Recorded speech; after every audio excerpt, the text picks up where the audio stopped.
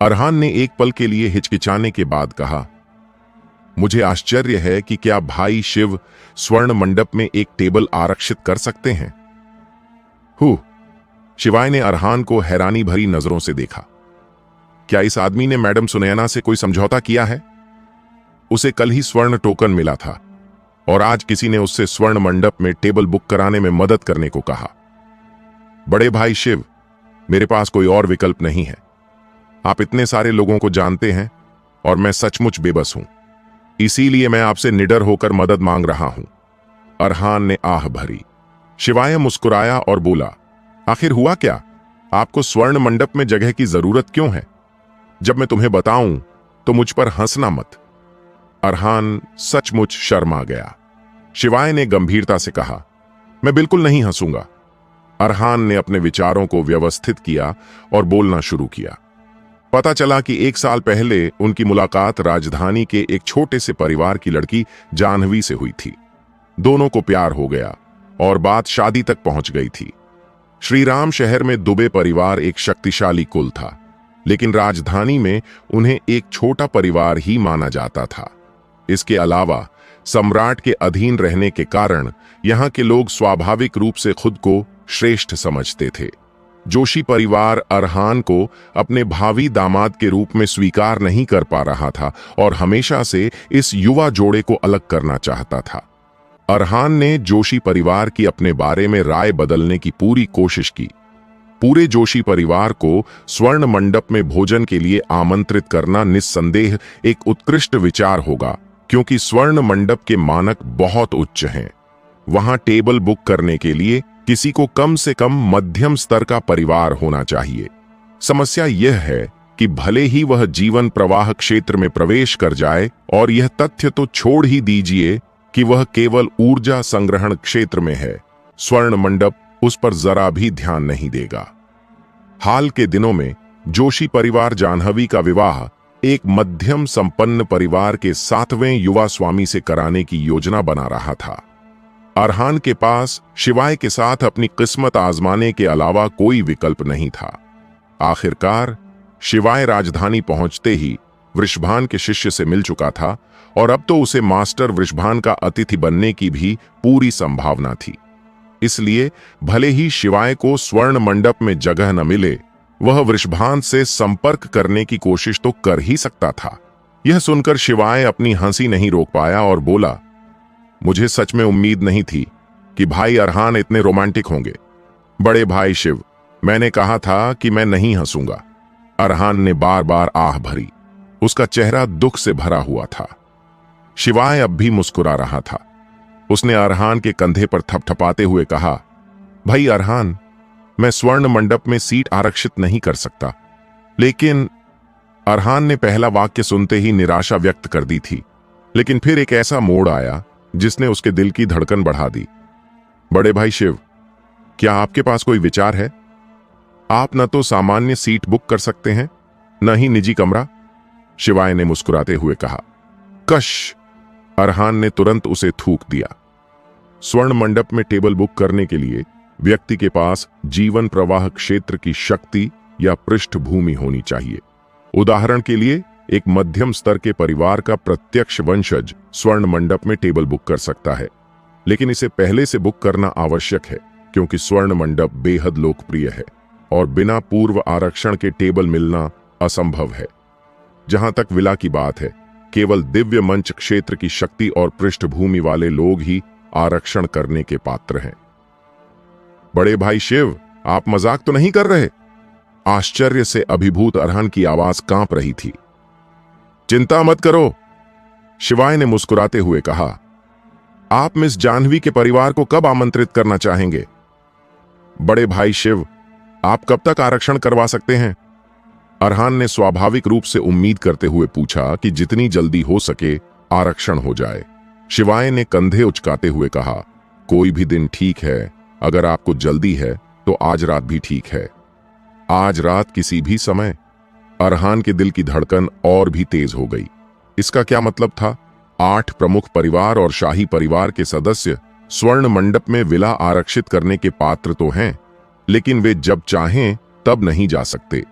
उन्हें पहले से बुकिंग करानी होगी। केवल कुछ ही लोगों को आपातकालीन स्थिति के लिए स्वर्ण मंडप में कुछ विला आरक्षित करने का विशेषाधिकार प्राप्त है, जिन्हें बिना बुकिंग के भी दिया जा सकता है। उदाहरण के लिए तीसरे राजकुमार को ऐसे विशेषाधिकार प्राप्त थे, लेकिन तीसरे राजकुमार की पहचान क्या है? वह मार्शल आर्ट में माहिर हैं और उनके पास जीवन प्रवाह के 7वें स्तर की अपार शक्ति है। वह वर्षा साम्राज्य के अगले सम्राट के उत्तराधिकारियों में से एक हैं और निस्संदेह भविष्य में सबसे शक्तिशाली व्यक्ति बनेंगे। लेकिन शिवाय के बारे में क्या उसके पास भी वह योग्यता है? अरहान सचमुच हैरान रह गया। वह जानता था कि शिवाय एक विलक्षण प्रतिभा का धनी था, जो अप्रत्याशित रूप से वन मार्शल आर्ट प्रतियोगिता में प्रथम स्थान का विजेता बनकर उभरा था और उसे 3 निम्न श्रेणी के गहन स्तर के कीमियागरों का भरपूर समर्थन प्राप्त था। लेकिन यह तो सिर्फ श्रीराम शहर की बात थी। यह अब राजधानी है। शिवाय यहां कुछ ही दिनों में इतना लोकप्रिय कैसे हो गया? दूसरों से अपनी तुलना करना सचमुच बहुत निराशाजनक होता है। अरहान ने मन ही मन आह भरी। वह 3 साल से अधिक समय से राजधानी में था, लेकिन उसकी साधना में सुधार के अलावा उसकी सामाजिक स्थिति में जरा भी वृद्धि नहीं हुई थी। शिवाय की तुलना में यह बेहद शर्मनाक था। उन्हें इस बात में कोई संदेह नहीं था कि शिवाय बढ़ा चढ़ाकर बोल रहा था। दूसरा पक्ष शायद मजाक कर रहा हो, लेकिन वह इस तरह की बात पर कभी शेखी नहीं बघारेगा। चलो आज रात ही करते हैं, अरहान ने उत्साह से चमकते चेहरे के साथ कहा। जोशी परिवार जैसे छोटे परिवार को तो स्वर्ण मंडप में प्रवेश करने की भी अनुमति नहीं होगी। प्रांगण में भोजन करना तो दूर की बात है। एक बार जब वे यह यात्रा कर ही चुके हैं, तो उन्हें इस बात की चिंता क्यों होगी कि जोशी परिवार उन्हें नीचा समझेगा और जाह्नवी से उनके विवाह का विरोध करेगा। ठीक है, शिवाय ने सिर हिलाया। बहुत बहुत धन्यवाद बड़े भाई शिव, बहुत बहुत धन्यवाद। अरहान ने बार बार झुककर अभिवादन किया। वह बेहद उत्साहित लग रहा था। उसने मन ही मन ठान लिया कि भविष्य में शिवाय को चाहे जिस भी काम में मदद की जरूरत हो, वह पूरी कोशिश करेगा। वह मुड़ा और चला गया। स्वाभाविक रूप से इसका उद्देश्य जोशी परिवार को उस शाम के भोज के बारे में सूचित करना था। यह एक बेहद संतोषजनक क्षण था। शिवाय आंगन में तलवारबाजी का ध्यान कर रहा था। वह एक गतिरोध में फंस गया था और लंबे समय से शतपथ खड्ग ऊर्जा के स्तर पर अटका हुआ था, जिससे वह आगे नहीं बढ़ पा रहा था। दरअसल एक उत्कृष्ट तलवारबाज के लिए भी 10 वर्षों में एक तलवार ऊर्जा का विकास करना अत्यंत उल्लेखनीय है। इसके अलावा जितनी अधिक तलवार ऊर्जा का विकास किया जाता है, प्रगति उतनी ही धीमी होती जाती है। 100 वर्षों के जीवन काल में 10 तलवार ऊर्जा का विकास करना ही तलवारबाजी में प्रतिभा का धनी कहलाने के लिए पर्याप्त है। लेकिन शिवाय संतुष्ट नहीं था। उसका शुरुआती स्तर बहुत ऊंचा था, इसलिए इसकी तुलना सामान्य प्रगति से नहीं की जा सकती थी। वह योगेश के साथ तलवारबाजी पर चर्चा कर रहा था, जो तलवारबाजी की चरम सीमा को छूने वाला एक विलक्षण प्रतिभावान योद्धा था, जिससे शिवाय बहुत प्रेरित हुआ। उसने तुरंत अपनी 6ठी तलवार ऊर्जा का अभ्यास शुरू किया, लेकिन इससे उसका संचित ज्ञान समाप्त हो गया, जिससे कम समय में और प्रगति करना मुश्किल हो गया। शिवाय पालथी मारकर बैठा था। उसकी दाहिनी तर्जनी उंगली तलवार की तरह फैली हुई थी, जिसे वह लगातार घुमाकर अपने हृदय में चल रहे मार्ग की पुष्टि कर रहा था। देखते ही देखते दोपहर हो गई। वह छुटकी के लिए खाना बनाने रुका। उसके और नीतू प्रिया बहनों के लिए खाना तो बस एक अतिरिक्त चीज थी। अगर वे उसका 1% भी खा लें तो वह खुद को भाग्यशाली समझेगा। दोपहर में शिवाय ने तलवारबाजी का अभ्यास जारी रखा। अकादमी उसे कुछ भी नहीं सिखा सकती थी। उसने आने से पहले ही सब कुछ तय कर लिया था। यह सिर्फ शिवादित्य की इच्छा पूरी करने के लिए था। भविष्य में उसे जो रास्ता अपनाना था वह पहले से ही तय था। जैसे जैसे शाम ढलने लगी, शिवाय छुटकी को स्वर्ण मंडप ले गया। उसने उसे स्वर्ण टोकन दिखाया और एक नौकरानी उसे एक सुंदर आंगन में ले गई और उससे परोसे जाने वाले व्यंजनों और पेय पदार्थों के बारे में पूछा। सबसे पहले ठंडे व्यंजन परोसे गए और जब छुटकी ने उन्हें देखा तो उसकी भूख तुरंत बढ़ गई। और वह चुपके से एक निवाला खाने से खुद को रोक नहीं पाई, जिससे उसके बगल में बैठी 8 नौकरानियों ने अपने मुंह ढक लिए और हंसने लगीं। शिवाय स्वाभाविक रूप से उसे दोष नहीं देता। आखिरकार उसके पास पैसों की कमी नहीं थी, इसलिए वह एक प्लेट खत्म करके दूसरी प्लेट ले सकता था। लगभग आधे घंटे बाद एक नौकरानी के नेतृत्व में 8 लोगों का एक समूह अंदर आया। अरहान के अलावा बाकी 7 लोग स्वाभाविक रूप से जोशी परिवार के सदस्य थे। जाह्नवी, उसके माता पिता, 2 चाचियां और 2 बेटे। यह स्वर्ण मंडप का विला है। यह बहुत सुंदर है। इससे पहले हम स्वर्ण मंडप के केवल नियमित निजी कमरों में ही गए थे। लगता है इस बार जाह्नवी को सही जीवन साथी मिल गया है। उसने तो स्वर्ण मंडप में एक विला भी बुक करवा लिया है। जी हां, मैंने सुना है कि केवल 8 महान परिवार और शाही परिवार ही विला बुक करने के योग्य हैं। क्या इसका मतलब यह है कि हम भी उन 8 महान परिवारों और शाही परिवार के समान स्तर पर हैं? जोशी परिवार के सभी बुजुर्ग उत्साह से फूले नहीं समा रहे थे। उनका छोटा परिवार आर्थिक रूप से सुरक्षित था, लेकिन उन्हें सामाजिक प्रतिष्ठा और पहचान की कमी खल रही थी। आज यहां भोजन करना उनके लिए जीवन भर गर्व का विषय रहेगा। क्या आपके पास कोई ऐसी यादगार चीज है जिसे मैं पहन सकूं? चाची ने तुरंत नौकरानी से पूछा। अगर होती तो वह उसे हर दिन पहनती और जिससे भी मिलती उसे दिखाती। नौकरानी अचंभित रह गई। विला में रहने का सामर्थ्य रखने वाले लोग स्वाभाविक रूप से उच्च वर्ग के होते थे। उससे पहले कभी ऐसा सवाल नहीं पूछा गया था। कुछ पल हिचकिचाने के बाद उसने जवाब दिया, नहीं, ऐसा कैसे हो सकता है कि कोई ना हो? मेरी चाची ने बीच में कहा, क्यों ना आप किसी से हमारे लिए एक बनवा लें? जी हां, चलो एक करते हैं, दूसरी चाची ने तुरंत कहा। बड़ों की बातें सुनकर अरहान और जाह्नवी दोनों शर्म से लाल हो गए और बेहद अपमानित महसूस करने लगे। वहीं जाह्नवी के दोनों चचेरे भाई नौकरानियों के चेहरे को घूरते रहे और बेहद ध्यान मग्न दिखाई दिए। भाई अरहान, शिवाय खड़ा हो गया और अरहान को हाथ हिलाकर अभिवादन किया। बड़े भाई शिव, अरहान ने गहरी कृतज्ञता के साथ अभिवादन का जवाब दिया। हाँ, धन्यवाद भाई अरहान, मुझे भी इसका लाभ उठाने और स्वर्ण मंडप में भोजन करने का मौका देने के लिए, शिवाय ने मुस्कुराते हुए कहा। अरहान जानता था कि शिवाय उसे अच्छा दिखा रहा है और वह और भी भावुक हो गया, बार बार सिर हिलाता रहा। शिवाय मुस्कुराया। हालांकि पहले अरहान और अविनाश से उसके कुछ मतभेद थे, लेकिन अरहान ने पहले ही माफी मांग ली थी और उन्हें माफ कर दिया था। बाद में वन मार्शल आर्ट प्रतियोगिता के दौरान अरहान ने खुद को रोक लिया और अपने परिवार के साथ शिवादित्य को बचाने के लिए गए। चाहे शिवाय को इसकी जरूरत थी या नहीं, चाहे शिवाय को इसकी जरूरत थी या नहीं, यह सब एक चाहे शिवाय को इसकी जरूरत थी या नहीं, यह सब एक तरह से एहसान ही था। बेशक एहसान चुकाना पड़ता है, इसलिए शिवाय आज अरहान को प्रमुखता दिलाने के लिए सहायक भूमिका निभाने को तैयार है। बेशक तुम्हें मेरे अरहान का शुक्रिया अदा करना चाहिए। चाची के चेहरे पर गौर, तिरस्कार और घृणा झलक रही थी। मैंने सुना है कि तुम श्रीराम शहर में अरहान के दोस्त हो। तुम सचमुच एक गमवार हो जिसे तौर तरीकों का कोई ज्ञान नहीं है। तुम्हारा आना ही हमारे लिए सम्मान की बात है और तुम अपने साथ एक छोटी बच्ची को भी ले आए हो। अरहान का चेहरा तुरंत बदल गया और वह बीच में टोकने से खुद को रोक नहीं पाया, लेकिन उसने देखा कि शिवाय ने उसकी ओर सिर हिलाया, इसलिए वह खुद को चुप रहने के लिए मजबूर कर सका। शिवाय ने अपनी चाची की बातों को जरा भी गंभीरता से नहीं लिया। एक कान से सुनकर दूसरे कान से निकाल दिया। ऐसे बदतमीज लोगों से बहस करने का क्या फायदा? खैर, ये तो बस एक बार की बात थी और वो इन लोगों से फिर कभी नहीं मिलेगा। सौभाग्यवश जोशी परिवार पहली बार स्वर्ण मंडप के विला में आया था और वे सभी बहुत उत्साहित थे। जैसे जैसे व्यंजन एक के बाद एक परोसे जाने लगे, उन्होंने शिवाय की परवाह न करते हुए खाना शुरू कर दिया। अरे बाप रे! एक नौकरानी ने अचानक जगन की ओर इशारा करते हुए कहा, उसने मेरे शरीर को छुआ। तुम ये क्या चिल्ला रहे हो? क्या तुम शेर की पूंछ हो? क्या मैं उसे छू नहीं सकता?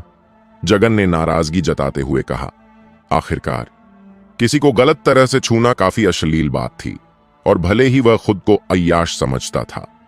लेकिन वह सबके सामने ये बात जाहिर नहीं करना चाहता था। तुम मेरे चचेरे भाई के सामने घुटने टेक कर माफी क्यों नहीं मांग रहे हो? तरुण ने भी घमंड भरे चेहरे के साथ कहा। हम तुम्हारे स्वर्ण मंडप के विशिष्ट अतिथि हैं। क्या तुम्हें पता भी है विशिष्ट अतिथि क्या होते हैं? जो लोग प्रांगण में प्रवेश कर सकते हैं वे दिव्य मंच स्तर के हैं। हम सिर्फ एक शब्द से तुम्हारे पूरे परिवार का सफाया कर सकते हैं। नौकरानी शर्म और आक्रोश से भरी हुई थी, लेकिन वह तो बस एक कमजोर नौकरानी थी जिसने एक नुकसान झेला था, लेकिन उसे ही खलनायक बना दिया गया था। दोनों चाचियां उदासीन रहीं। उनकी नजर में एक नौकरानी उनके बेटे के सिर के एक बाल से भी कम कीमती थी। अगर वह उसे छू भी ले तो क्या फर्क पड़ता है? इससे उसे कुछ भी नुकसान नहीं होगा। बड़े चचेरे भाई, दूसरे चचेरे भाई, जाने दो, जाह्नवी ने कहा। एक महिला होने के नाते उसे नौकरानी के लिए स्वाभाविक रूप से सहानुभूति थी, लेकिन चूंकि उसकी चचेरी बहन ने उसका फायदा उठाया था तो वह किसी बाहरी व्यक्ति का पक्ष कैसे ले सकती थी? जाह्नवी, अब से तुम एक प्रतिष्ठित परिवार की बहू बनोगी। तुम्हारा रुतबा बहुत ऊंचा होगा। इन छोटी छोटी लड़कियों पर तरस मत खाओ। आंटी ने तुरंत जाह्नवी से कहा। उनका लहजा उपदेशात्मक था। जी हां जाह्नवी, तुम इतनी नरम दिल नहीं हो सकती। एक बड़े परिवार की मुखिया होने के नाते तुम्हें कठोर होना ही पड़ेगा, चाची ने कहा। हालांकि जाह्नवी के माता पिता चुप रहे। ऐसा लगता है कि अपनी दो विवाहित बेटियों के विपरीत जोशी परिवार में उनकी कोई चलती नहीं है। जी हां, यही बात थी। जोशी परिवार की वर्तमान मुखिया जाह्नवी की दादी थीं, जो अपनी दोनों विवाहित बेटियों को सबसे अधिक प्यार करती थीं, क्योंकि उनकी शादी अच्छे परिवारों में हुई थी। उनके पति दोनों मध्यम वर्गीय परिवारों से थे। हालांकि वे उच्च सामाजिक स्थिति से नहीं थीं, लेकिन शक्तिशाली समर्थकों के होने से उन्हें स्वाभाविक लाभ मिला और वे छोटे परिवारों के अपने रिश्तेदारों के सामने बहुत आत्मविश्वास महसूस करती थीं। जब भी वे अपने माता पिता के घर लौटते, वे अपने भाइयों के सामने अपनी ताकत का प्रदर्शन करते। समय बीतने के साथ श्रीमान और श्रीमती जोशी बहुत शांत हो गए और उन्हें मनचाही बातें करने देते थे। जाह्नवी की शादी एक मध्यम वर्गीय परिवार में स्वाभाविक रूप से उसकी दो चाचियों द्वारा तय की गई थी, जो मानती थीं कि यह जाह्नवी के हित में थी। हालांकि अरहान अचानक बेहद शक्तिशाली हो गया है और उसने स्वर्ण मंडप में एक विला भी खरीद लिया है। इससे उसकी दोनों चाचियों का रवैया पूरी तरह बदल गया है और उन्होंने पिता जगदीश के साथ अपने रिश्ते सुधारने शुरू कर दिए हैं, ताकि भविष्य में अरहान के साथ जुड़कर वे सामाजिक सीढ़ी पर चढ़ सकें। नौकरानी अपनी दोनों चाचियों की बातों से रो पड़ी, लेकिन स्वर्ण मंडप के अपने नियम थे। वह चेहरा ढके हुए बाहर निकलने की हिम्मत नहीं कर सकती थी। यह देखकर जगन की वासना और भी बढ़ गई और उसने कहा, आओ मेरे पास बैठो और मेरे साथ पियो। हम शिवाय खड़ा हो गया। वह जानता था कि जोशी परिवार घमंडी और दबंग है, लेकिन उसने कभी उम्मीद नहीं की थी कि दोनों कनिष्ठ लोग कामुक शैतानों की तरह होंगे। वह नौकरानी के पास गया, एक चांदी का नोट निकाला और उसे देते हुए कहा, मुझे बहुत खेद है। यह मेरी कृतज्ञता का एक छोटा सा प्रतीक है। हालांकि यह आपके द्वारा झेली गई पीड़ा की भरपाई नहीं कर सकता। कृपया इसे स्वीकार करें। नौकरानी ने चांदी के नोट पर नजर डाली और चौंक गई, क्योंकि यह 10,000 चांदी के बराबर था। ध्यान रहे कि वह मात्र एक नौकरानी थी जिसकी शारीरिक परिष्करण में साधना का स्तर 7 था और उसे प्रतिमाह केवल 300 चांदी मिलती थी। हालांकि यह कोई छोटी रकम नहीं थी, फिर भी 10,000 चांदी से बहुत कम थी। युवक, मैं इसे स्वीकार नहीं कर सकती, उसने शर्माते हुए कहा। ले लो, शिवाय ने मुस्कुराते हुए हाथ हिलाते हुए कहा। अब तुम्हें यहां मेरी सेवा करने की कोई जरूरत नहीं है, तुम सब जा सकते हो। जी स्वामी जी, 8 दासियों ने झुककर प्रणाम किया। वे स्वाभाविक रूप से जानती थीं कि शिवाय ही वास्तव में निर्णय लेने का अधिकार रखता है। वे सभी कृतज्ञता से शिवाय की ओर, यह सब एक तरह से एहसान ही था। बेशक एहसान चुकाना पड़ता है, इसलिए शिवाय आज अरहान को प्रमुखता दिलाने के लिए सहायक भूमिका निभाने को तैयार है। बेशक तुम्हें मेरे अरहान का शुक्रिया अदा करना चाहिए। चाची के चेहरे पर घोर तिरस्कार और घृणा झलक रही थी। मैंने सुना है कि तुम श्रीराम शहर में अरहान के दोस्त हो। तुम सचमुच एक गमवार हो जिसे तौर तरीकों का कोई ज्ञान नहीं है। तुम्हारा आना ही हमारे लिए सम्मान की बात है और तुम अपने साथ एक छोटी बच्ची को भी ले आए हो।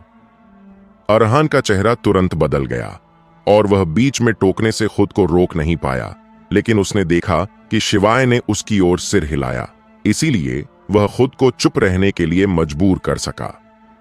शिवाय ने अपनी चाची की बातों को जरा भी गंभीरता से नहीं लिया। एक कान से सुनकर दूसरे कान से निकाल दिया। ऐसे बदतमीज लोगों से बहस करने का क्या फायदा। खैर, ये तो बस एक बार की बात थी और वो इन लोगों से फिर कभी नहीं मिलेगा। सौभाग्यवश जोशी परिवार पहली बार स्वर्ण मंडप के विला में आया था और वे सभी बहुत उत्साहित थे। जैसे जैसे व्यंजन एक के बाद एक परोसे जाने लगे, उन्होंने शिवाय की परवाह न करते हुए खाना शुरू कर दिया। अरे बाप रे! एक नौकरानी ने अचानक जगन की ओर इशारा करते हुए कहा, उसने मेरे शरीर को छुआ। तुम ये क्या चिल्ला रहे हो? क्या तुम शेर की पूंछ हो? क्या मैं उसे छू नहीं सकता? जगन ने नाराजगी जताते हुए कहा। आखिरकार किसी को गलत तरह से छूना काफी अश्लील बात थी और भले ही वह खुद को अय्याश समझता था, लेकिन वह सबके सामने ये बात जाहिर नहीं करना चाहता था। तुम मेरे चचेरे भाई के सामने घुटने टेक कर माफी क्यों नहीं मांग रहे हो? तरुण ने भी घमंड भरे चेहरे के साथ कहा। हम तुम्हारे स्वर्ण मंडप के विशिष्ट अतिथि हैं। क्या तुम्हें पता भी है विशिष्ट अतिथि क्या होते हैं? जो लोग प्रांगण में प्रवेश कर सकते हैं वे दिव्य मंच स्तर के हैं। हम सिर्फ एक शब्द से तुम्हारे पूरे परिवार का सफाया कर सकते हैं। नौकरानी शर्म और आक्रोश से भरी हुई थी, लेकिन वह तो बस एक कमजोर नौकरानी थी जिसने एक नुकसान झेला था, लेकिन उसे ही खलनायक बना दिया गया था। दोनों चाचियां उदासीन रहीं। उनकी नजर में एक नौकरानी उनके बेटे के सिर के एक बाल से भी कम कीमती थी। अगर वह उसे छू भी ले तो क्या फर्क पड़ता है? इससे उसे कुछ भी नुकसान नहीं होगा। बड़े चचेरे भाई, दूसरे चचेरे भाई, जाने दो, जानहवी ने कहा। एक महिला होने के नाते उसे नौकरानी के लिए स्वाभाविक रूप से सहानुभूति थी, लेकिन चूंकि उसकी चचेरी बहन ने उसका फायदा उठाया था तो वह किसी बाहरी व्यक्ति का पक्ष कैसे ले सकती थी? जानवी, अब से तुम एक प्रतिष्ठित परिवार की बहू बनोगी। तुम्हारा रुतबा बहुत ऊंचा होगा। इन छोटी छोटी लड़कियों पर तरस मत खाओ। आंटी ने तुरंत जानवी से कहा। उनका लहजा उपदेशात्मक था।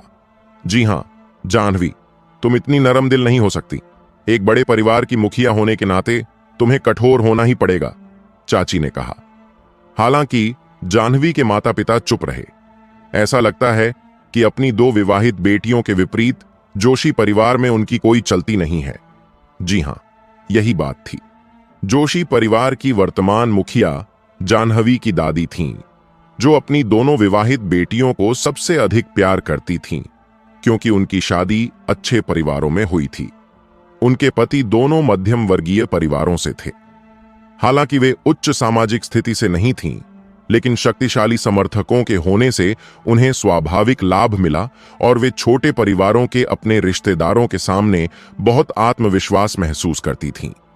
जब भी वे अपने माता पिता के घर लौटते, वे अपने भाइयों के सामने अपनी ताकत का प्रदर्शन करते। समय बीतने के साथ श्रीमान और श्रीमती जोशी बहुत शांत हो गए और उन्हें मनचाही बातें करने देते थे। जानहवी की शादी एक मध्यम वर्गीय परिवार में स्वाभाविक रूप से उसकी दो चाचियों द्वारा तय की गई थी, जो मानती थीं कि यह जानहवी के हित में थी। हालांकि अरहान अचानक बेहद शक्तिशाली हो गया है और उसने स्वर्ण मंडप में एक विला भी खरीद लिया है। इससे उसकी दोनों चाचियों का रवैया पूरी तरह बदल गया है और उन्होंने पिता जगदीश के साथ अपने रिश्ते सुधारने शुरू कर दिए हैं, ताकि भविष्य में अरहान के साथ जुड़कर वे सामाजिक सीढ़ी पर चढ़ सकें। नौकरानी अपनी दोनों चाचियों की बातों से रो पड़ी, लेकिन स्वर्ण मंडप के अपने नियम थे। वह चेहरा ढके हुए बाहर निकलने की हिम्मत नहीं कर सकती थी। यह देखकर जगन की वासना और भी बढ़ गई और उसने कहा, आओ मेरे पास बैठो और मेरे साथ पियो। हम्फ! शिवाय खड़ा हो गया। वह जानता था कि जोशी परिवार घमंडी और दबंग है, लेकिन उसने कभी उम्मीद नहीं की थी कि दोनों कनिष्ठ लोग कामुक शैतानों की तरह होंगे। वह नौकरानी के पास गया, एक चांदी का नोट निकाला और उसे देते हुए कहा, मुझे बहुत खेद है, यह मेरी कृतज्ञता का एक छोटा सा प्रतीक है। हालांकि यह आपके द्वारा झेली गई पीड़ा की भरपाई नहीं कर सकता, कृपया इसे स्वीकार करें।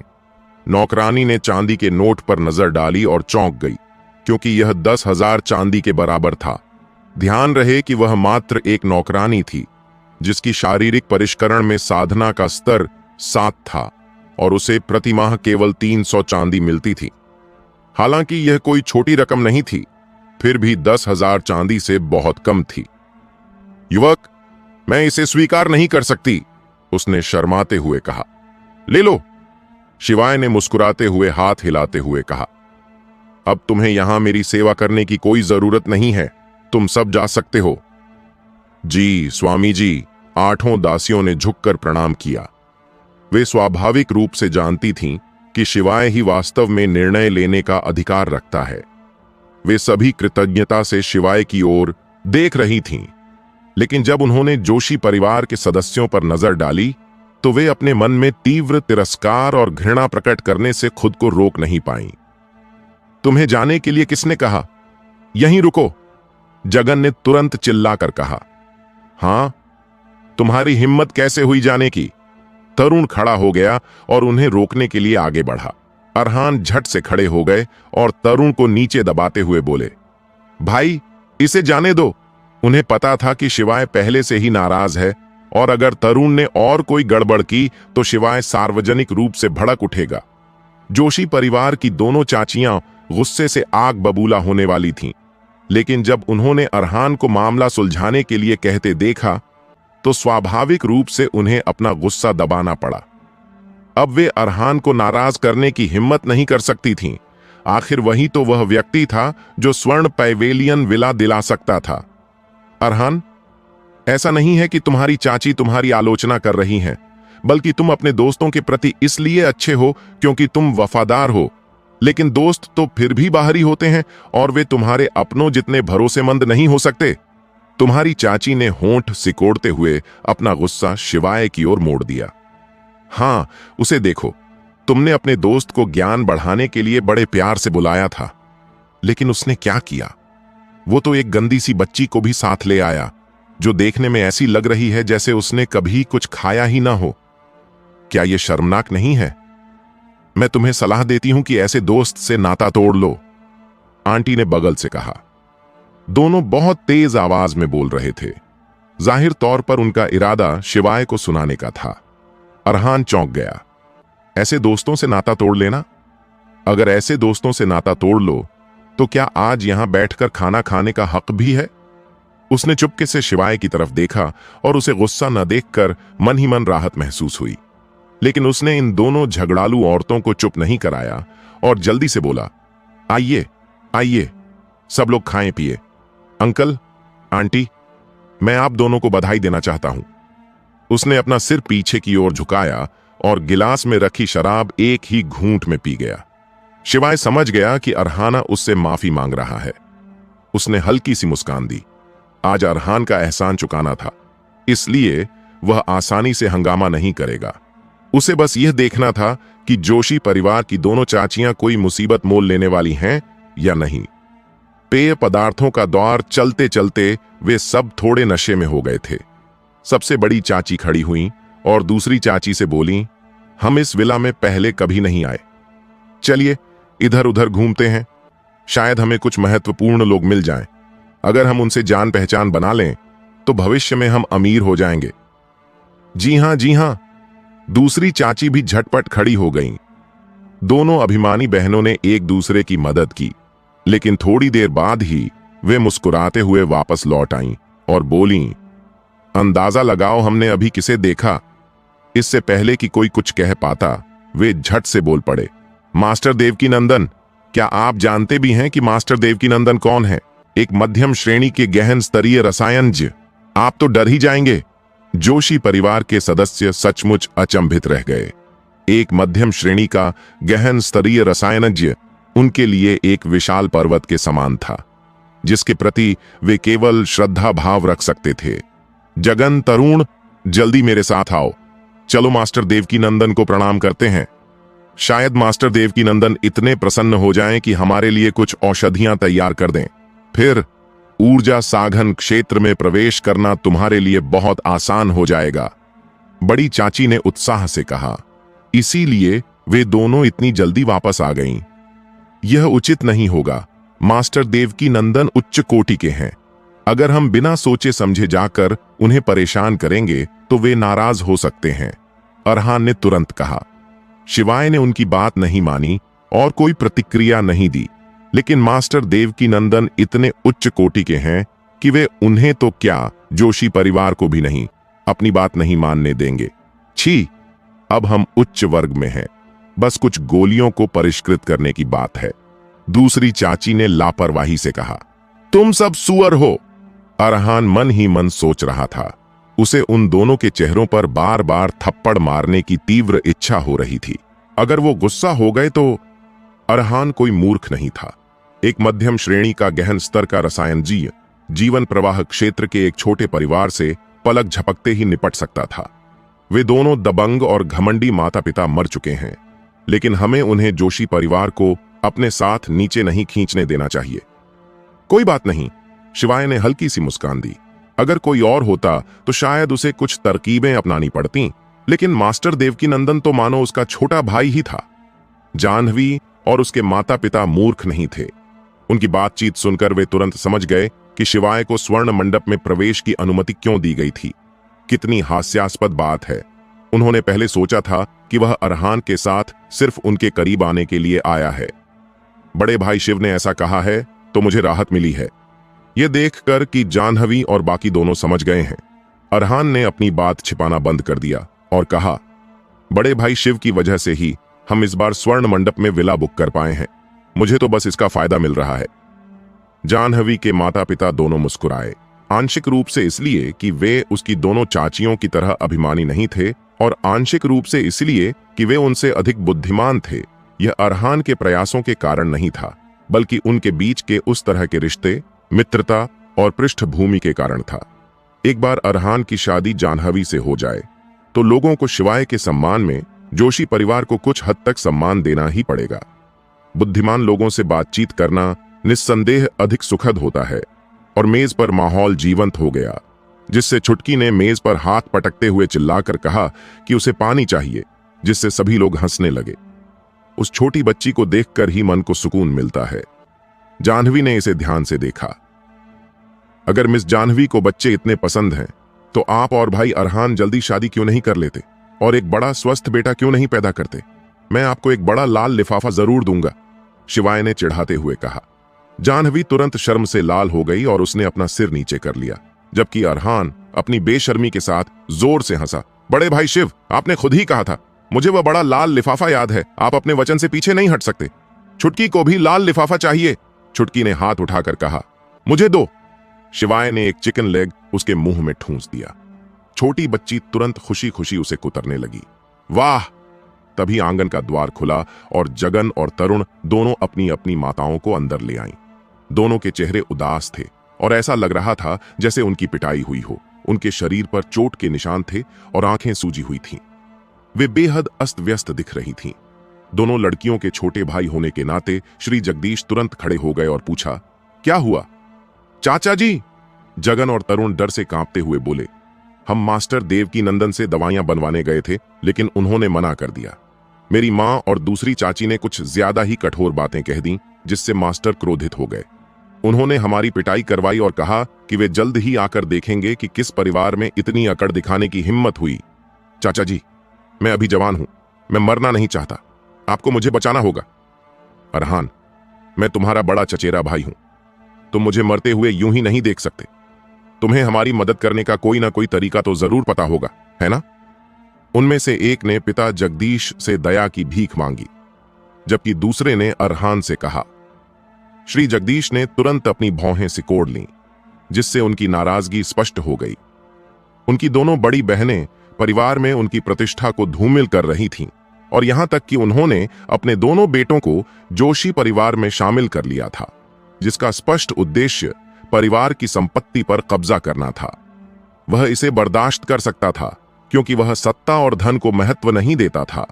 इसके अलावा उसकी इकलौती बेटी थी और उसकी एकमात्र इच्छा यही थी कि उसकी शादी एक अच्छे आदमी से हो जाए ताकि वह अपनी प्यारी पत्नी के साथ आराम से दुनिया घूम सके। लेकिन इन दोनों मूर्खों ने तो एक गहन स्तर के रसायन शास्त्री को ही नाराज कर दिया है। क्या वे पूरे जोशी परिवार को अपने साथ बर्बाद करने की कोशिश कर रहे हैं? यह मामला इतना गंभीर है कि वह पूरे जोशी परिवार को मुआवजे के तौर पर मौत के मुंह में नहीं भेज सकता। उसने कहा, तुमने ही यह मुसीबत खड़ी की है, इसलिए तुम्हें खुद ही मास्टर देवकीनंदन से माफी मांगने का रास्ता ढूंढना चाहिए। तुम निर्दयी जगदीश जोशी! बड़ी चाची तुरंत उठ खड़ी हुई, अपने दांत दिखाते हुए और अपने पंजे लहराते हुए बोली, ये तुम्हारे दो भतीजे हैं, क्या तुम इन्हें मरते हुए देखते रहोगे? पिता जगदीश ने सिर हिलाया। उनकी दोनों बड़ी बहनों को अभी तक अपनी गलती का एहसास नहीं हुआ था। यह बिल्कुल समझ से परे था। उन्होंने गुस्से से कहा, तुमने मास्टर देवकीनंदन से ऐसा क्या कहा कि वह अब भी आना चाहते हैं? यह चारों महिलाएं एक दूसरे को देखने लगीं, बोलने में हिचकिचा रही थीं। पिता जगदीश उन्हें जिस तरह से जानते थे, उस नाते वे यह अनुमान कैसे नहीं लगा सकते थे कि इन चारों ने भागने के लिए सभी को इस गड़बड़ में घसीटा होगा और किसी अज्ञात नाम का इस्तेमाल करके इससे बच निकले होंगे। आखिरकार स्वर्ण मंडप में विला बुक करने वाले सभी लोग उच्च कोटि के लोग होते हैं।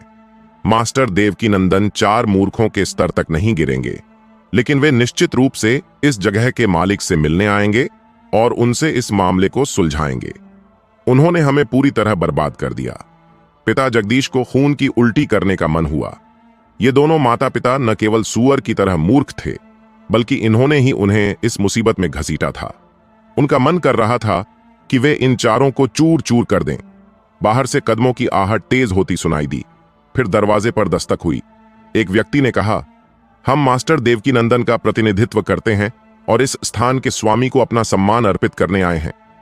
अचानक अरहान और अन्य लोग एक साथ खड़े हो गए। उन सभी में तनाव के लक्षण दिखाई दे रहे थे। हालांकि शिवाय ने पहले कहा था कि वह ठीक है, फिर भी वह बहुत छोटा था। उस पर कौन भरोसा करेगा? ऐसा लगता है कि शिवाय शक्तिशाली होने के बावजूद उसकी शक्ति उसके पीछे की ताकतों में निहित है। लेकिन कौन सी ताकतें एक मध्यम श्रेणी के गहन स्तर के रसायनज्ञ को दबा सकती हैं? वर्षा साम्राज्य में वर्तमान वर्षा सम्राट और 8 महान कुलों के प्रमुखों सहित केवल मुट्ठी भर लोग ही हैं। जल्दी जाओ और मास्टर देवकीनंदन को प्रणाम करो, पिता जगदीश ने जल्दबाजी में कहा। उन्हें विश्वास नहीं था कि शिवाय का वंश एक मध्यम श्रेणी के गहन स्तर के रसायनज्ञ से अधिक मजबूत हो सकता है। सीधी सी बात थी, वह न तो वर्षा साम्राज्य के शाही परिवार का सदस्य था और न ही 8 महान परिवारों में से किसी का वंशज। सभी लोग कांपते हुए दरवाजे की ओर बढ़े। एक मध्यम श्रेणी के गहन स्तर के रसायनज्ञ का दबाव असहनीय था। शिवाय वहीं बैठा रहा और छुटकी के साथ अपना भोजन जारी रखा। तुम किस परिवार से हो? मास्टर देवकीनंदन को इतनी अकड़ के साथ दवाइयां बनाने का आदेश देने की तुम्हारी हिम्मत तो देखो। मैं देखना चाहता हूं कि तुम 8 महान परिवारों में से एक हो या राजघराने से हो। 3 अधेड़ उम्र के आदमी दरवाजे पर खड़े थे। तीनों के चेहरे पर तिरस्कार का भाव था। वे 8 शक्तिशाली कुलों में से एक वर्मा परिवार से आए थे। चूंकि 8 महान परिवार और शाही परिवार एक दूसरे को अच्छी तरह जानते थे, इसलिए वे स्वाभाविक रूप से जानते थे कि ये लोग 9 प्रमुख शक्तियों में से एक नहीं थे। और अगर वे नहीं थे तो इस वर्षा साम्राज्य में वर्मा परिवार से बड़ी शक्ति कौन सी हो सकती थी? उनके मन में यह धारणा थी कि ये लोग किसी दूर दराज के ग्रामीण इलाके से आए होंगे और किसी जान पहचान के जरिए स्वर्ण मंडप के प्रांगण में प्रवेश कर गए होंगे। वे खुद को श्रेष्ठ समझते थे और यहां तक कि मास्टर देवकीनंदन के सामने धृष्टता दिखाने का साहस भी रखते थे। हम सबसे बड़ी चाची हकलाते हुए बोलीं। उनके शब्द कांप रहे थे और उनकी आंखों में गहरा भय झलक रहा था। उन्होंने उन तीनों के पहने हुए पारिवारिक चिन्हों को पहचान लिया था। वर्मा परिवार के चिन्ह। 8 महान परिवारों में से एक। हालांकि उसकी शादी एक अच्छे परिवार में हुई थी, लेकिन उस परिवार का प्रभाव मध्यम दर्जे का ही था। इसके अलावा उसका पति परिवार में बिल्कुल मामूली था और उसकी कोई चलती नहीं थी। अगर उसे पता चलता कि उसने वर्मा परिवार को नाराज किया है, तो वह निश्चित रूप से उसका सिर काट देता और तुरंत जाकर माफी मांगता। जीवन और मृत्यु को नियंत्रित करने वाले 8 सबसे शक्तिशाली परिवार शाही परिवार के बाद दूसरे स्थान पर आते हैं। तुम्हारा मतलब क्या है? जल्दी बताओ, तुम्हें यह आदेश देने की हिम्मत किसने दी? पिता जगदीश लगभग बेहोश हो गए। उन्होंने अपनी दोनों बड़ी बहनों को गोली के लिए मना किए जाने का जिक्र बस यूं ही करते सुना था। उन्हें जरा भी उम्मीद नहीं थी कि ये दोनों मूर्ख बहनें मास्टर देवकीनंदन के प्रति इतनी बेइज्जती करने की हिम्मत करेंगी। इससे उनका चेहरा पीला पड़ गया। मध्य श्रेणी का गहन स्तर का रसायन जी क्रोधित था। 8 महान परिवारों में से एक वर्मा परिवार द्वारा कार्रवाई किए जाने से जोशी परिवार का पतन निश्चित था और कोई भी कुछ कहने की हिम्मत नहीं कर रहा था। क्या यह सही नहीं है? एक महान रसायन शास्त्री को नाराज करने की गलती तो उनकी अपनी ही है। रसायन शास्त्री एक असाधारण समूह है। हर कोई उनका पक्ष जीतने के लिए उत्सुक रहता है। और तुम्हारी हिम्मत कैसे हुई उनका अपमान करने की? अगर हम तुम्हें नष्ट नहीं करेंगे तो किसे नष्ट करेंगे? छठे भाई, 8वें भाई, जाओ और उन्हें थप्पड़ मारो। ये दोनों बदमाश गंदी जबान चलाते हैं। मास्टर देवकीनंदन की वजह से मैं पहले उन्हें ठीक से थप्पड़ नहीं मार पाया था। जाओ और उन्हें फिर से थप्पड़ मारो। नीले रंग के कपड़े पहने एक अधेड़ उम्र के व्यक्ति ने कहा। ठीक है। बाकी दोनों बाहर निकलीं और सबसे बड़ी और दूसरी चाची को पकड़ लिया। वे सभी ऊर्जा संग्रहण क्षेत्र के 9वें स्तर पर थे, जो अन्य 2 से कहीं अधिक उन्नत था। हालांकि दोनों चाचियां भागना चाहती थीं, लेकिन वे ऐसा नहीं कर सकीं और रंगे हाथों पकड़ी गईं। थप्पड़, थप्पड़, थप्पड़, थप्पड़। उन दोनों बदजुबान और झगड़ालू औरतों को बार बार थप्पड़ पड़े और उनके चेहरे तुरंत सूज गए, यहां तक कि उनके टूटे हुए दांत भी बाहर निकल आए। यह सब सिर्फ इसलिए हुआ क्योंकि दोनों पुरुष खुद को रोक रहे थे, वरना शरीर परिष्करण स्तर के 2 साधारण साधक क्या होते? जगन और तरुण ने एक शब्द भी बोलने की हिम्मत नहीं की। वे बस एक दूसरे को गले लगाकर एक तरफ गेंद की तरह सिमट गए। मैं प्रताप परिवार की बहू हूं, कृपया मुझे मत मारो, सबसे बड़ी चाची रोते हुए बोली। उनका कभी गोल मटोल और दमकता हुआ चेहरा अब खून और आंसुओं से लथपथ था, जिससे वह बेहद बदसूरत लग रही थीं। नीले वस्त्र पहने उस व्यक्ति ने गुस्से से कहा, प्रताप परिवार इतना शक्तिशाली कब हो गया? मैं अनिल प्रताप से इसका स्पष्टीकरण मांगना चाहता हूं। अनिल प्रताप परिवार के वर्तमान मुखिया हैं, लेकिन नीले वस्त्रधारी व्यक्ति के लहजे ने उनकी बिल्कुल अवहेलना कर दी, जिससे चाची हताश हो गईं। तुरंत सोच विचार करते हुए उन्होंने पुकारा, अरहान, अरहान, मुझे बचाओ। हाँ अरहान, तुमने ये विला बुक करवा लिया तो तुम्हारा रुतबा उससे कम नहीं होगा। इसका इस्तेमाल करके उसे दबाओ। दूसरी चाची भी मानो अपने सपने से जाग उठीं और अरहान पर चिल्लाईं। हा हा हा हा, नीली वर्दी वाले आदमी ने व्यंग्य किया। वे सचमुच अपनी हैसियत का इस्तेमाल करके उसे कुचलना चाहते थे। देखते हैं कौन इतना घमंडी है। अरहान के शरीर पर ठंडे पसीने की धार दौड़ रही थी। वह श्रीराम शहर में दुबे परिवार का तीसरा युवा स्वामी था। हालांकि श्रीराम शहर में यह उपाधि कई लोगों को डरा सकती थी, लेकिन राजधानी में इसका कोई महत्व नहीं था। तो तुम किस तरह के अरहान हो? नीले वस्त्रधारी व्यक्ति ने व्यंग्यपूर्वक कहा। मैं यहीं खड़ा हूं, अपना नाम बताओ और देखते हैं तुम मुझे कैसे कुचलते हो। महोदय, आप मजाक कर रहे हैं, यह वास्तव में एक गलतफहमी है, अरहान ने हाथ जोड़कर अभिवादन करते हुए कहा। इन दोनों बुजुर्गों ने जरूरत से ज्यादा शराब पी ली थी, इसीलिए वे जल्दबाजी में मास्टर देवकीनंदन को ढूंढने चले गए। कृपया उन्हें क्षमा कर दीजिए, महोदय और मास्टर देवकीनंदन। हे, क्या तुम्हें पता है ये झगड़ालू औरत मास्टर देवकीनंदन को क्या कहती है? नीले कपड़ों वाले आदमी ने व्यंग्य भरी मुस्कान के साथ कहा। बुढ़िया, सुना तुमने? इन्होंने मास्टर देवकीनंदन को बुढ़िया कह दिया। मैं इतनी लंबी जिंदगी जी चुका हूं और आज पहली बार किसी को मास्टर देवकीनंदन को बुढ़िया कहते हुए देखा है। अरहान और जोशी परिवार के तीनों सदस्य एक ही समय पर बुरी तरह पीले पड़ गए और लगभग उन 2 झगड़ालू महिलाओं का गला घोंटने के लिए दौड़ पड़े। अगर आपको मरना ही है तो शांति से अकेले मर जाइए, दूसरों को अपने साथ क्यों घसीटना? दोनों चाचियों को भी बहुत पछतावा हो रहा था। उनके इतने घमंडी होने का एक कारण यह था कि उन्हें अचानक स्वर्ण मंडप के प्रांगण में बैठने का मौका मिल गया था, जिससे उन्हें लगा कि उनका रुतबा अचानक बढ़ गया है। लेकिन एक और अधिक महत्वपूर्ण कारण यह था कि वे नशे में थीं। अन्यथा भले ही वे बेहद मूर्ख होते, वे इतनी जल्दबाजी में गोली मांगने नहीं जाते और अस्वीकार किए जाने के बाद मास्टर देवकीनंदन को बूढ़े कुत्ते कहकर अपमानित करने की तो बात ही छोड़ दें। लेकिन अब बहुत देर हो चुकी है। अब तो तुम चुप हो गए हो, है ना? नीली वर्दी वाले आदमी ने अपने हाथ पीछे कर लिए, चारों ओर देखा और नाक सिकोड़ते हुए बोला, तुम गनवार लोग बड़े घमंडी हो। मैं यहां इतने दिनों से हूं और अब भी कुछ लोग बैठने की हिम्मत करते हैं। अंततः उसे शिवाय मिल गया। शिवाय ने उसकी तरफ देखा तक नहीं, वह तो बस छुटकी से खाना छीनने की कोशिश कर रहा था। जाहिर है वह छोटी बच्ची को चिढ़ा रहा था, क्योंकि उसे उससे कुछ भी नहीं मिला और उसका पेट पल भर में भर गया। तुम्हारी हिम्मत कैसे हुई? मेरे सामने बैठने की तुम्हारी हिम्मत कैसे हुई? नीले वस्त्र पहने उस व्यक्ति ने उसे घूरते हुए दमनकारी आभा बिखेरी। शिवाय की आंखें ठंडी पड़ गईं और कलाई के एक झटके से उसके हाथ की पसलियां बाहर निकलीं और नीले रंग के कपड़े पहने हुए आदमी को जा लगीं।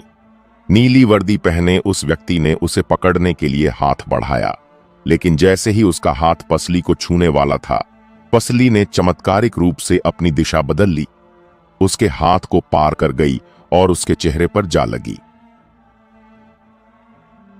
आंशिक रूप से अपने प्रतिद्वंदी को कम आंकने के कारण था और आंशिक रूप से शिवाय द्वारा बल के कुशल प्रयोग के कारण था, जिसके परिणाम स्वरूप ऐसा प्रभाव उत्पन्न हुआ। तुम मौत को दावत दे रहे हो, नीले कपड़ों वाले आदमी ने दहाड़ते हुए कहा और आगे बढ़कर शिवाय पर झपट्टा मारा, साथ ही एक मुक्का भी मारा। शिवाय ने बड़ी आसानी से पीछे की ओर छलांग लगाई और अपने क्लाउड स्टेप का इस्तेमाल किया। एक साधारण ऊर्जा संग्रहण क्षेत्र का कोई व्यक्ति जीवन प्रवाह क्षेत्र के साधक के हमले को इतनी आसानी से कैसे झेल सकता है?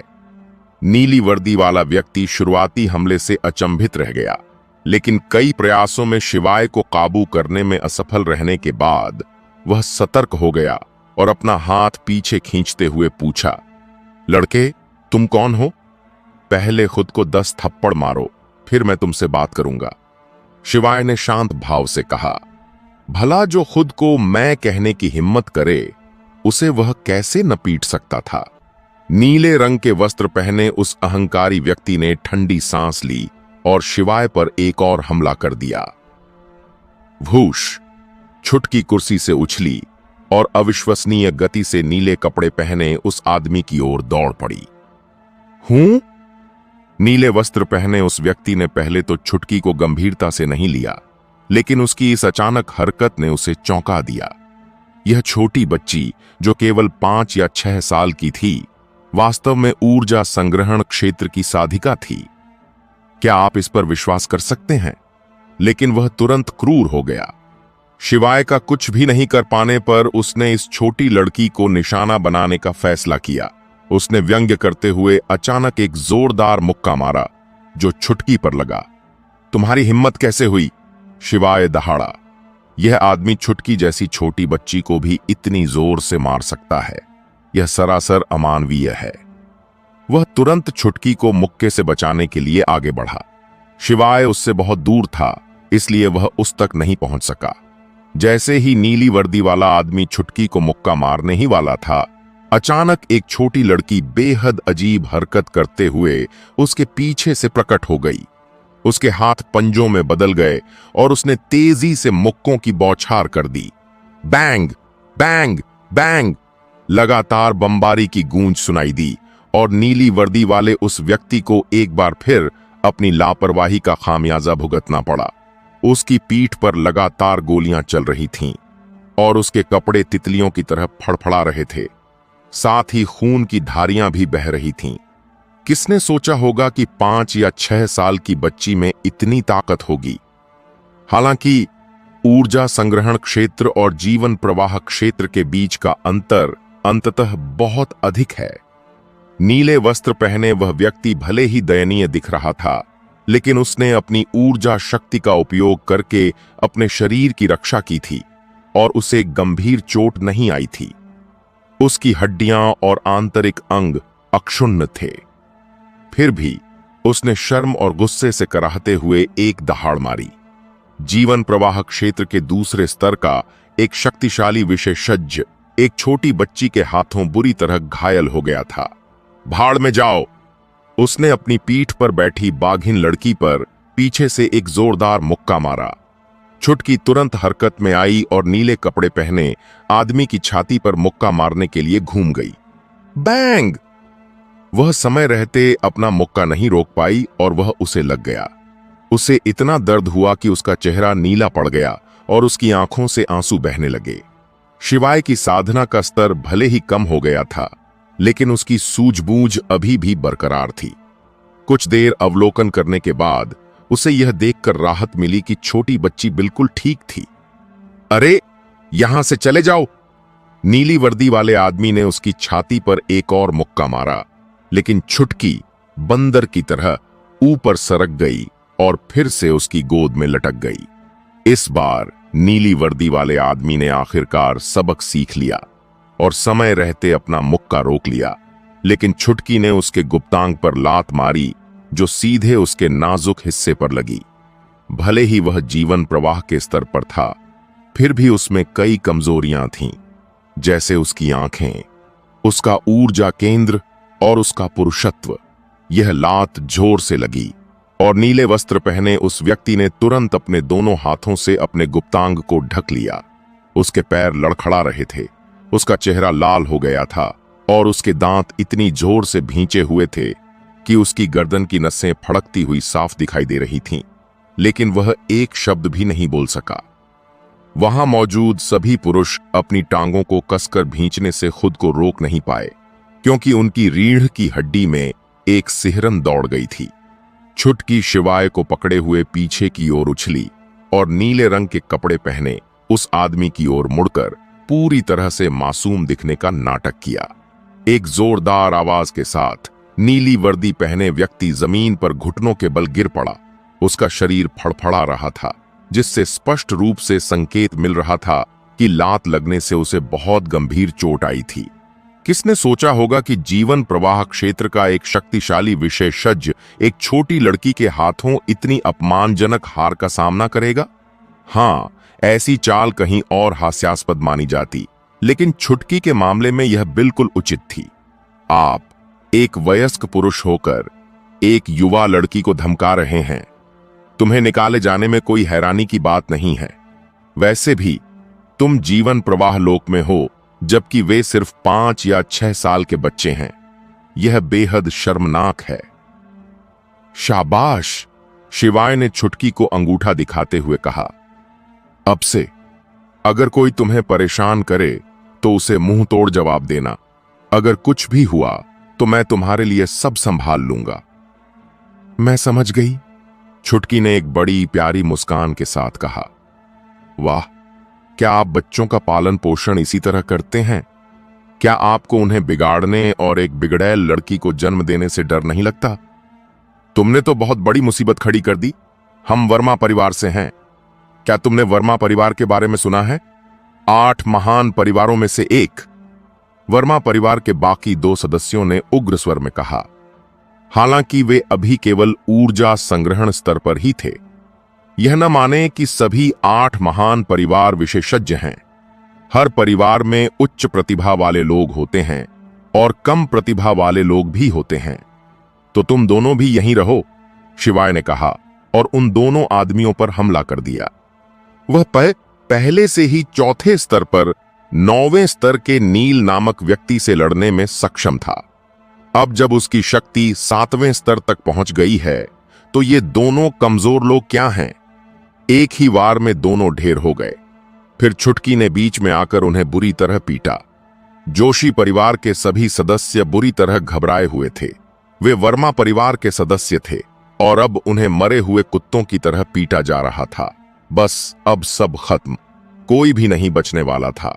यहां तक कि सबसे बड़ी और दूसरी चाची भी अपने आंसू और दुख को भूलकर उन 2 पागलों शिवाय और छुटकी को काबू करने के लिए आगे बढ़ीं।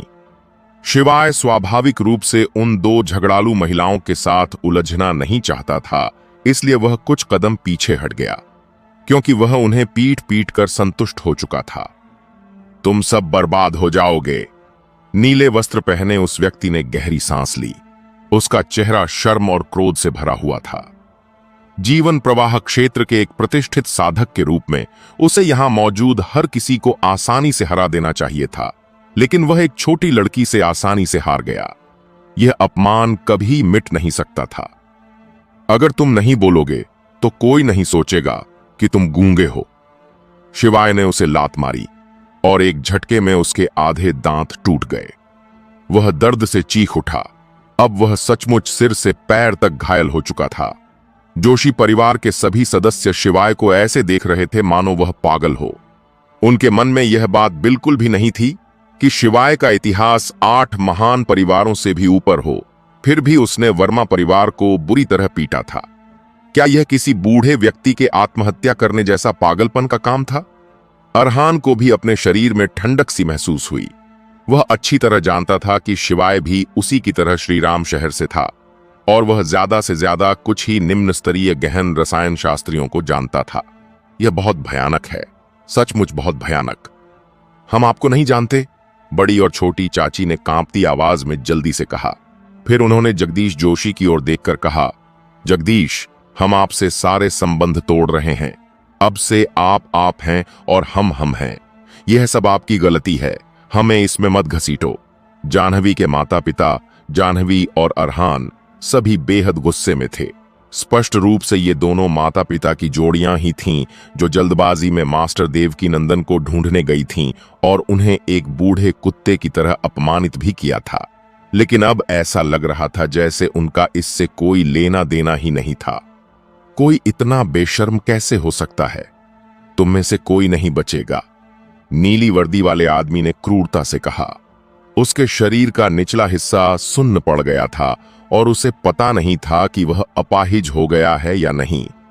अगर वह अपाहिज हो गया था तो वह अपना गुस्सा निकालने के लिए यहां मौजूद हर किसी को 3 बार मार डालेगा। हूं? अब भी बोलने की हिम्मत कर रहे हो? शिवाय बहुत हैरान हुआ और उसने अपना पैर फिर से उठा लिया। नहीं! नीली वर्दी वाला आदमी दंग रह गया। यह युवक सचमुच पागल था। वह जानता था कि वह वर्मा परिवार से है और फिर भी उसने जानलेवा बेरहमी से हमला करने की हिम्मत की। वह सचमुच डर गया था, लेकिन फिलहाल वह इतना बुरी तरह घायल था कि अपनी पूरी ताकत का इस्तेमाल नहीं कर सकता था। लेकिन उसने शिवाय को धूल में मिलाने की कसम खाई। तुम खुद से ईमानदार नहीं हो, शिवाय ने आराम से कहा। छुटकी ने तुरंत अपने दांत दिखाए और दहाड़ मारी, जिससे उसका उग्र स्वभाव प्रकट हुआ।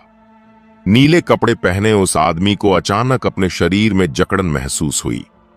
शिवाय की तुलना में वह वास्तव में छुटकी से ज्यादा डरा हुआ था। यह छोटी लड़की मानो एक राक्षसी जानवर थी।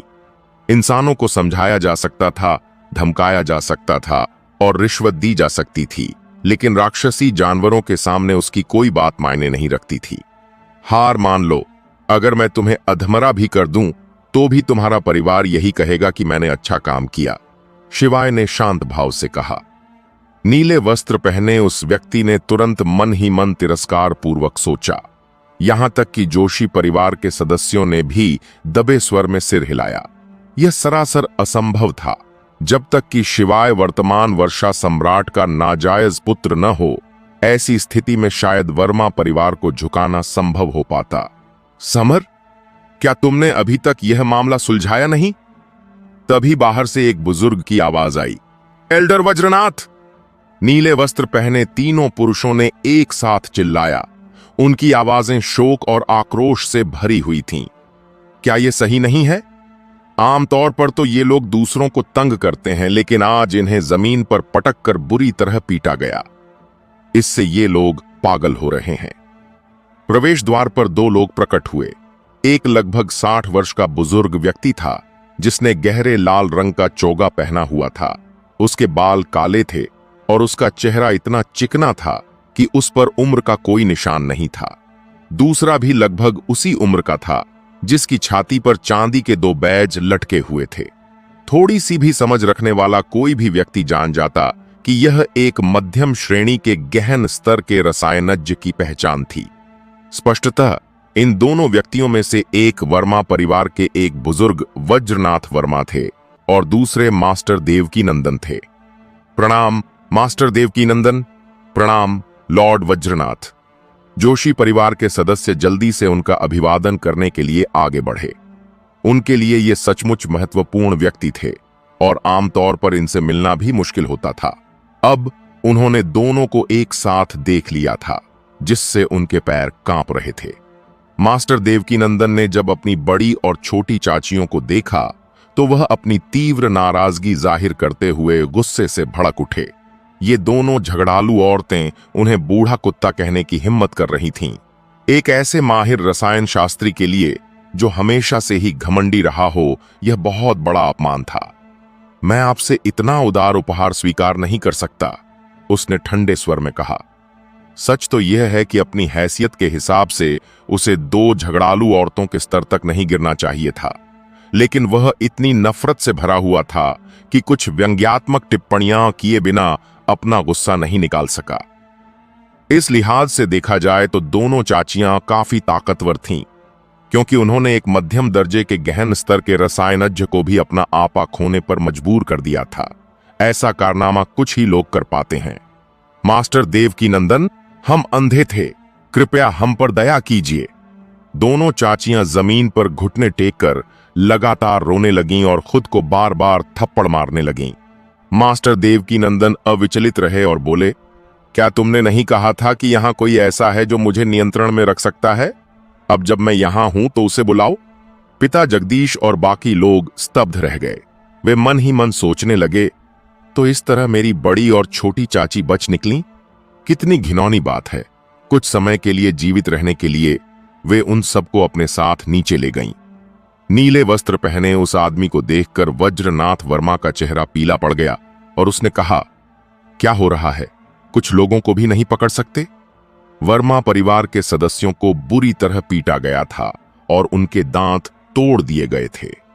यह वर्मा परिवार के खिलाफ पूरी तरह से उकसावा था। नीली वर्दी पहने तीनों आदमियों ने शर्म और आक्रोश से अपना सिर झुका लिया। भला वे एक साधारण लड़की से हार कैसे स्वीकार कर सकते थे? यहां ये विशेषज्ञ कौन है? जब तुमने मेरे नालायक वंशजों को सबक सिखा ही दिया है तो खुद सामने क्यों नहीं आते? वज्रनाथ वर्मा की निगाहें उन पर घूम पड़ी। यहां मौजूद लोगों में सबसे ऊंचा स्तर भी ऊर्जा संग्रहण क्षेत्र का 9वां स्तर था। उनमें से कोई भी वज्रनाथ वर्मा को हरा नहीं सकता था। नीली वर्दी पहने व्यक्ति ने शिवाय की ओर इशारा करते हुए कहा, यह वही है। वज्रनाथ वर्मा पूरी तरह से अचंभित दिख रहा था। यह तो ऊर्जा संग्रहण क्षेत्र के 7वें स्तर का एक कनिष्ठ छात्र है। क्या वज्रनाथ वर्मा पागल हो गया है? यह वही था, नीले वस्त्र पहने उस व्यक्ति ने दांत पीसते हुए कहा। उसके माथे की नसें फड़क रही थीं। उसने मुझे हराने के लिए छल कपट का सहारा लिया। मैं एल्डर वज्रनाथ से विनती करता हूं कि उसे कड़ी सजा दें।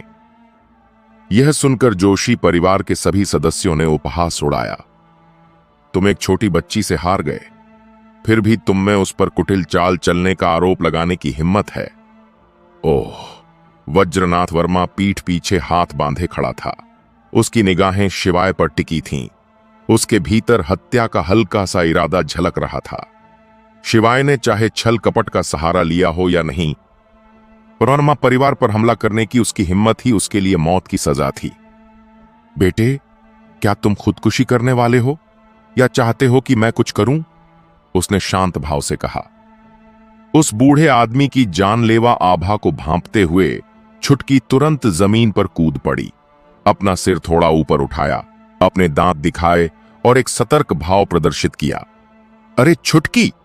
मास्टर देवकीनंदन का ध्यान अपनी दोनों चाचियों की ओर गया और सच कहूं तो वे दोनों झगड़ालू औरतें काफी शक्तिशाली थीं, जो एक महान रसायनज्ञ को इस कदर एकाग्र कर देती थीं कि वह बाकी सब पर ध्यान ही न दे।